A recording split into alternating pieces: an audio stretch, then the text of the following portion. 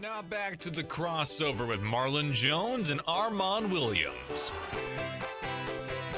All right, welcome back to the crossover with Marlon and Armon. KDUS 1060, brought to you by Western States Plumbing and AC, where members receive 2 annual maintenance visits, as well as up to 20% off repairs and new systems. Call today, 480-712-8908. Once again, that's 480-712-8908. You see what I'm doing there? I saw that. Yeah, I saw that. Trying to get a little rhythm here, get people to remember this number. It's hot out there. Okay, MC Armon. Don't forget, you can also you can call into our listener line, 602-260-1060, 602-260-1060. All right, our first guest, courtesy of the Western States Plumbing and AC, is a writer, producer, creator, and executive producer of Winning Time, The Rise of the Lakers Dynasty, as well as he's done movies like Robots and Ice Age, The Meltdown. We're bringing to the show, welcome to the show, Jim Hecht.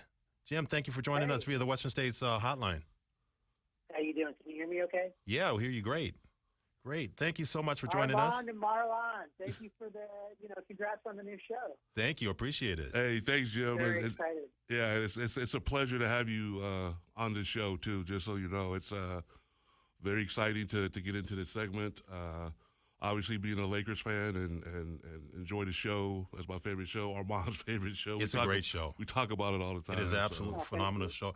And your show's a hit show, Winning Time, and it's based off of Jeff Pearlman's his book, Showtime Magic Kareem Riley, the Los Angeles Lakers Dynasty of the 1980s.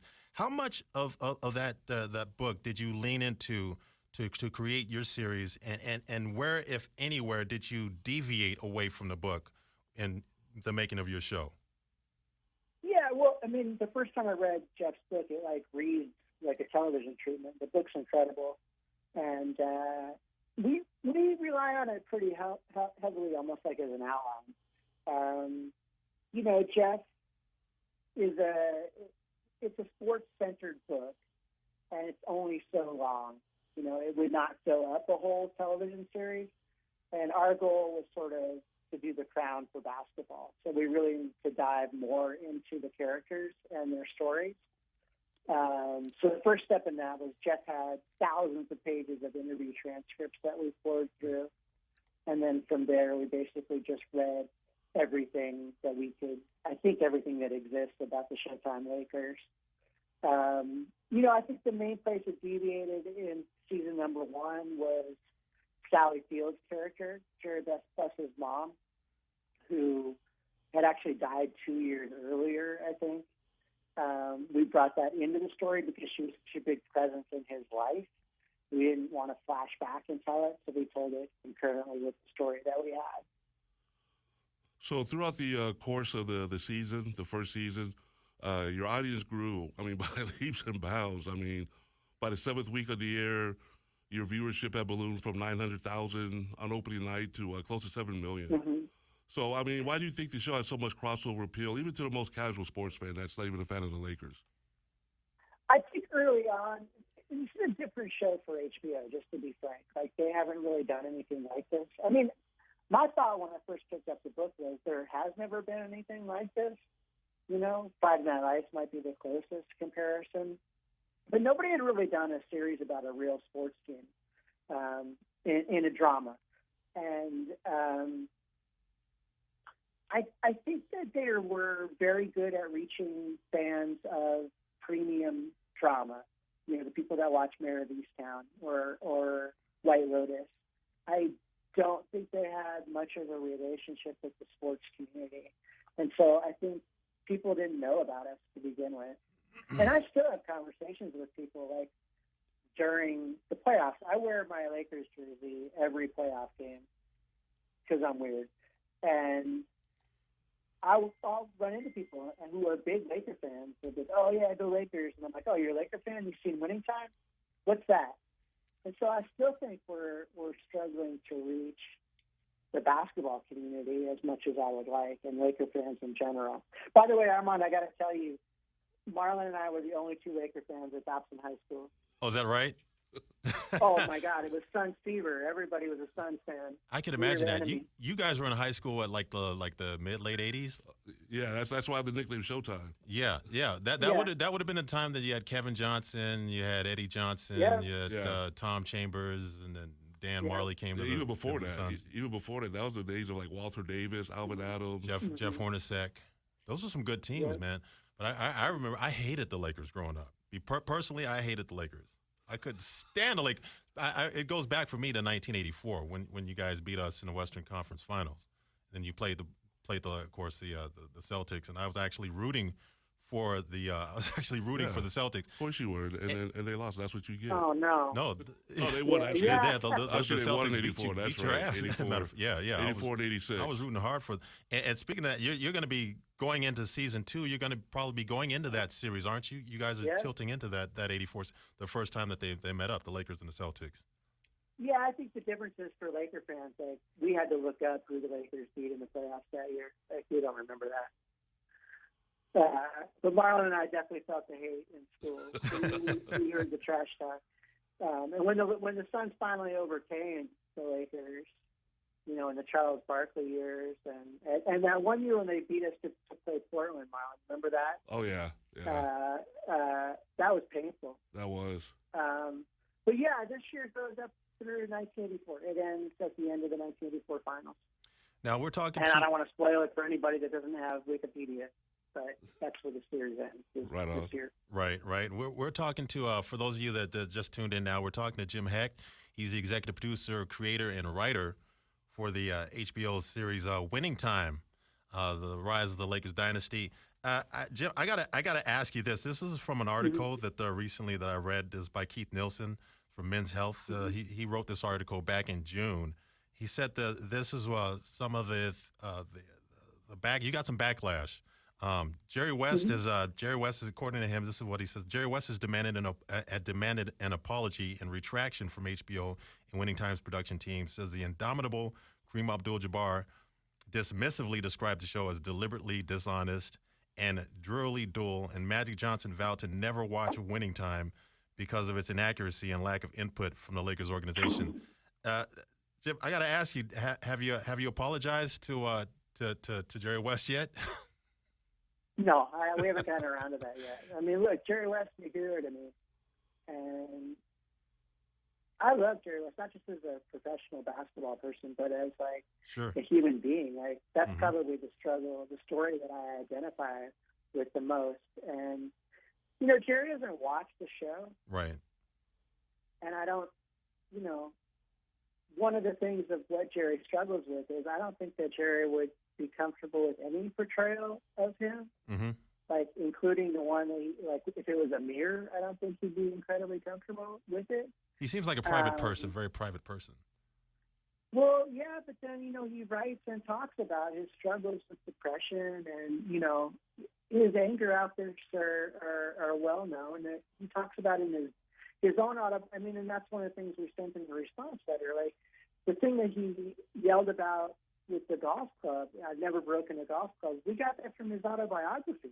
It says I broke so many clubs at Bel Air that I would just leave them at the doorstep, and I didn't even need to leave a note. They just knew who broke it.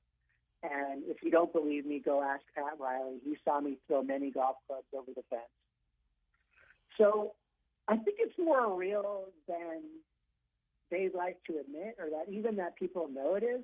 And I think that two other things you got to remember is it's 40 years ago, and a lot of different people have a lot of different versions of what happened. They each remember it very differently.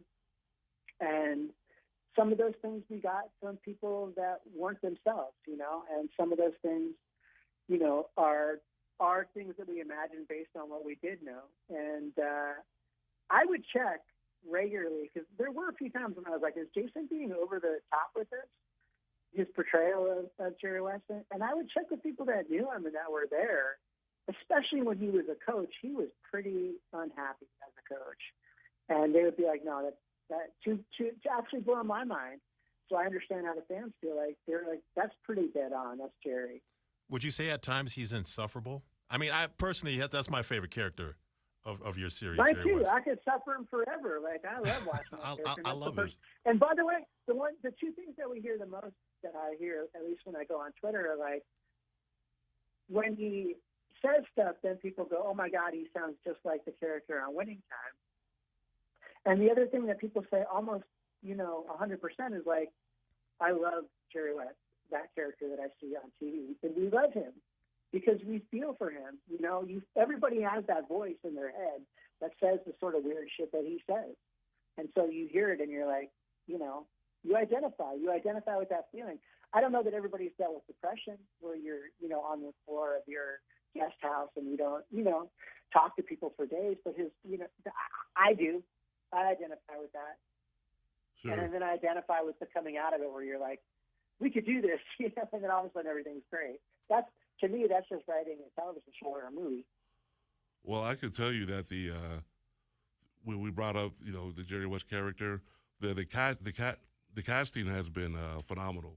I mean, the depictions and the actors that are portraying, Magic, Kareem, Larry, it's phenomenal casting. So, kudos Thank to you. Oh yeah, kudos to you for that. And also, I just want to thank you. Despite we know there's a writer's strike going on, and you still came on the show. Just wondering, can you give us any update on the current writers-actors strike against the industry, and how much uncertainty there is amongst the writers and actors currently, and give the audience a better idea that we can give of what you guys are fighting for? Well, okay. I'm not optimistic. I think it's going to go on. This is just purely speculation. I'm not basing this on any inside information, but I think it'll probably go on until September or October. I know that this two sides have started talking again, which I think is positive, but it doesn't sound like it's going really well. We're fighting for a lot of things. I think when a novelist or a playwright or whatever writes a novel or a play, they own the copyright for that material. They own the book. They own the play. And a songwriter too, to some degree. When early days of television, they made a deal with like, we will give you the copyright to the material. In return, we get residuals every time it re-airs. Okay? So in the streaming age, you just don't get those residuals because there's no airing to begin with. There's no air. It's just on the internet. So they don't pay you every time it gets replayed or every so many replays or anything like that. So a main portion of writers' income has disappeared with the move to streaming. And it hasn't been made up anywhere else. And so one of the things that we're asking for is let's base the residuals based on how well the show does, on how many times people stream it. And they don't want to let people know how many times things are streamed. And, of course, then they don't want to pay for it. It's really messy. It really is. All right, Jim, we really appreciate your time coming on to the show. And the show premieres tomorrow night on HBO Max. So please be sure and check it out. It's Jim Hecht. He's the executive producer, the writer, and the creator of the series Lakers, the Dynasty of the Los Angeles Lakers, Winning Time, the Dynasty of Los Angeles Lakers on HBO Max. We really appreciate it. Thanks for having me, guys. And tune in. We want to keep this thing going. We want to continue to the Shaq and Kobe era, and we need support. So thanks for having me on. All right. Again, that was Jim Hecht, the executive producer, writer, and creator of Winning Time, the Rise of the Lakers Dynasty. And with that, we're going to go ahead and we're going to go into a break. And we got a good show coming up. We've got good lineup. We're going to continue this. Up next, we got the Arizona Cardinals longtime insider, Mike Jarecki, is going to talk to us about the Cardinals this upcoming season right here. The crossover, KDUS, The 1060. Deuce. The Deuce. Don't go anywhere. We'll be right back.